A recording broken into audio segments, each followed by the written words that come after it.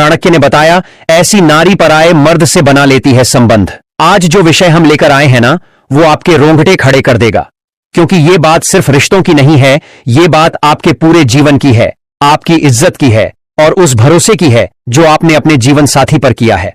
अब जरा सोचिए, अगर वही नारी जिसे आपने अपने सिर का ताज बनाया, जिससे आपने अपना सुख दुख बांटने का वादा किया, वही अगर किसी और मर्द से रिश्ता बना ले तो क्या होगा? भाई साहब, जिंदगी जैसे एकदम वीरान हो जाएगी। और ये कोई मनगढ़ंत कहानी नहीं है।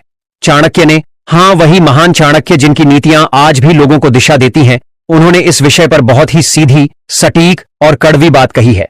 आज हम इसी पर बात करेंगे कि कौन सी स्त्रियां पराये मर्द से संबंध बना लेती हैं, क्या हैं उनके लक्षण और सबसे जरूरी, आप कैसे बच सकते हैं।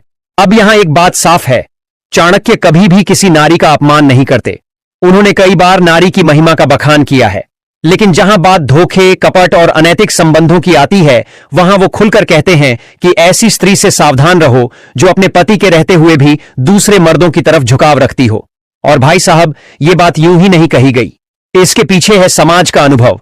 घर टूटते देखे गए, परिवार बर्बाद होते देखे गए, और फिर जो नीतियां चाणक्य ने बनाई वो किसी को भी झकझोर सकती हैं। रिश्ते की बुनियाद, प्यार, वफादारी और सम्मान। देखिए दोस्तों, किसी भी रिश्ते की नींव होती है प्यार, भरोसा और सम्मान। अगर किसी स्त्री के मन में ये तीनों बातें अपने पति के लिए नहीं हैं, तो समझ लीजिए वो रिश्ता सिर्फ दिखावे का है। अब ऐसा क्यों होता है? कभी कभी शादी जबरदस्ती की जाती है, कभी परिवार के दबाव में, तो कभी पैसा देखकर, और फिर शुरू होती है अंदरूनी दूरी। अब इस दूरी को कोई प्यार से भरता है तो कोई बाहर जाकर। और यही वो जगह है जहां चाणक्य की नीतियां हमें आंखें खोलकर देखने की सलाह देती हैं। आज के समय में क्यों जरूरी है चाणक्य की नीतियां समझना?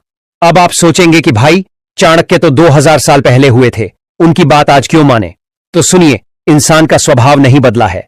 हां, कपड़े बदल गए, मोबाइल आ गया, इंटरनेट आ गया, लेकिन इंसान के अंदर की भावनाएं, लालच, मोह, वासना और धोखा देने की प्रवृत्ति आज भी वही है। आज भी कोई किसी को इस्तेमाल करता है, छोड़ देता है। आज भी लोग झूठ बोलते हैं, रिश्तों का मजाक उड़ाते हैं। तो ऐसे में चाणक्य की बातें आज और भी ज्यादा जरूरी हो गई हैं।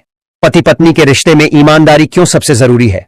अब भाई सोचिए जरा, अगर आपकी बीवी किसी और से प्यार करती है या किसी और के साथ संबंध में है, तो क्या वो कभी आपका भला सोच पाएगी? क्या वो आपके बच्चों को सही संस्कार दे पाएगी? क्या वो आपको मानसिक शांति दे पाएगी? नहीं ना? तो अब सवाल उठता है, ऐसी नारी को पहचाना कैसे जाए? क्या कोई संकेत मिलते हैं? क्या चाणक्य ने बताया है ऐसे लक्षण? तो चलिए दोस्तों, अब तक हमने चाणक्य की सोच, नारी के स्वभाव और रिश्तों की बुनियाद को समझा। अब वक्त आ गया है आज के मुख्य